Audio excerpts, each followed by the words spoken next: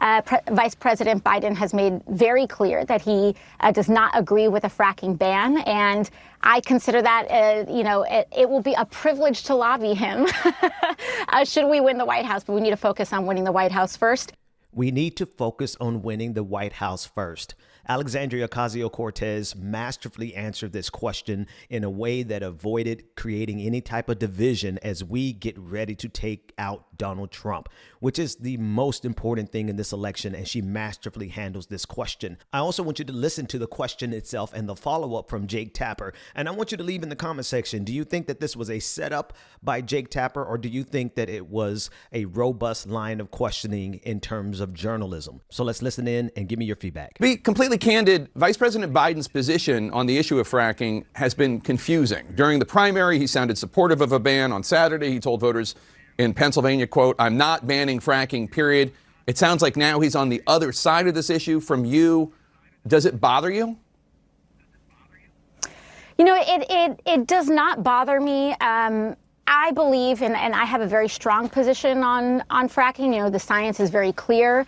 The methane emissions from fracking are up to 64 times more powerful than CO2 emissions at trapping heat in the air. And just from a perspective of stopping climate change, there is a scientific consensus. However, that is my view. Vice President Biden has made very clear that he does not agree with a fracking ban. And I consider that, it will be a privilege to lobby him should we win the White House. But we need to focus on winning the White House first. And I'm happy to make my case, but I also understand that he is in disagreement on that issue. Do you worry that his opposition to a fracking ban is going to hurt young voter turnout?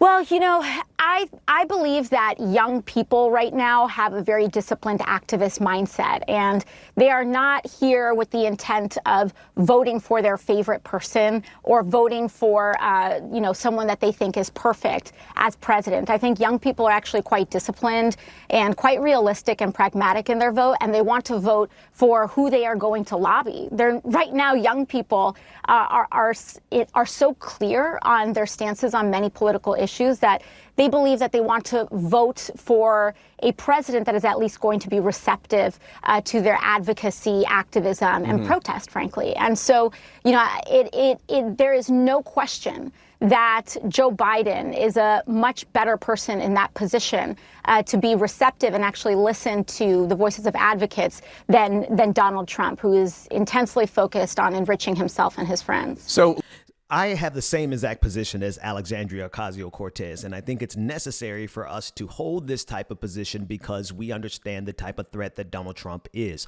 Of course, I'm further to the left than Joe Biden. Of course, Alexandria Ocasio-Cortez is further to the left than Joe Biden. Of course, we stand for things that he fights against, but we do understand that it is going to be much more effective for us to lobby Joe Biden than we would ever have a chance to lobby Donald Trump. In fact, Cornel West put it this way: we would much rather fight a neoliberal than to fight a neo-fascist. And I think it is extremely reasonable for us to consider Donald Trump to be a neo-fascist in the sense of everything that he is doing to undermine democracy in this country. And so if we are acting in this election reasonably and rationally, we're going to do exactly like Alexandria Ocasio-Cortez is suggesting a lot of young people are doing. We are pragmatically making a vote in this election, understanding full well that there are going to be things that we're going to have to quote unquote lobby Joe Biden for, and fracking is just one of the many things. In terms of journalism, I wanted you to leave a comment in the comment section to tell me if you think that this was Jake Tapper trying to set up AOC, or if it was a good line of questioning. And I'm going to be honest with you. I think it was a good line of questioning. I have to look at this in two different perspectives. From a journalistic perspective, this is how you do follow-up questions. I would only ask that they do this type of follow-up questions with everyone, especially Republicans. Don't just do this type of robust follow-ups with someone like AOC when it presents an opportunity for you to show a divide or a potential crack in the solidarity that we all have around getting rid of Donald Trump. These types of follow-up questions are necessary and proper, but make sure, Jake, that you're doing it with everyone.